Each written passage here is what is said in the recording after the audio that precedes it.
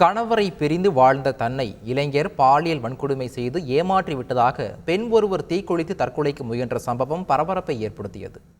சென்னை பிராட்வேயைச் சேர்ந்த மணிகண்டன் என்பவருடன் இன்ஸ்டாகிராம் மூலம் பெண்ணுக்கு பழக்கம் ஏற்பட்ட நிலையில் இருவரும் தகாத முறையில் பழகி வந்திருக்கின்றனர். இதில் பெண்ணுக்கு 2 மகன்கள் உள்ளனர். கடந்த 6 வருடங்களுக்கு முன்பே அவர் கருத்து வேறுபாடு காரணமாக கணவரை பிரிந்திருக்கிறார். இந்நிலையில் தண்டையார்பேட்டையில் உள்ள மணிகண்டனின் அலுவலகத்திற்கு சென்ற அப்பெண் திருமண ஆசை காட்டி தன்னை மணிகண்டன் பாலியல் வன்கொடுமை செய்து ஏமாற்றியதாக குற்றம் சுமத்திய நிலையில் உடலில் பெட்ரோல் ஊற்றி தற்கொலைக்கு முயன்ற சம்பவம் அதிர்ச்சியை ஏற்படுத்தியது. 70% தீக்காயத்துடன் அக்கம் பக்கத்தினரால் மீட்கப்பட்ட பெண் மருத்துவமனையில் அனுமதிக்கப்பட்டிருக்கும் நிலையில் பெண்ணின் தாயார் அளித்த புகாரின் அடிப்படையில் போலீசார் விசாரணை நடத்தி வருகின்றனர். இளம்பெண்ணை காரில் கடத்திச் சென்று தாக்கிய முன்னாள் காதலனை பிடித்து போலீஸ் விசாரணை நடத்தி வருகின்றனர்.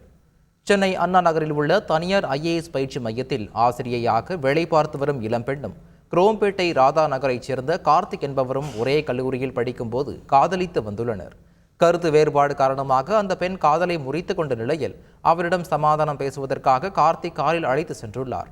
அப்போது கார்த்திக் தன்னை கடத்தி சென்று தாக்கியதாக இளம்பெண் அளித்த புகாரின் பேரில் அண்ணா நகர் போலீசார் கார்த்திகை பிடித்து விசாரணை நடத்தி வருகின்றனர். குடும்ப தகராறில் கணவன் மனைவி இருவரும் அடுத்தடுத்து விஷம் குடித்து தற்கொலை செய்து கொண்ட சம்பவம் அதிர்ச்சியை ஏற்படுத்தியுள்ளது.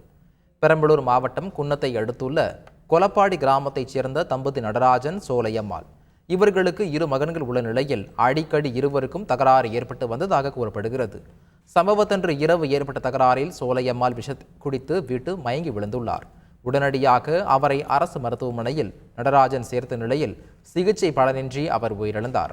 மனைவி இறந்த துக்கம் தாளாமல் நடராஜனும் விஷம் குடித்து தற்கொலைக்கு முயன்றிருக்கிறார்.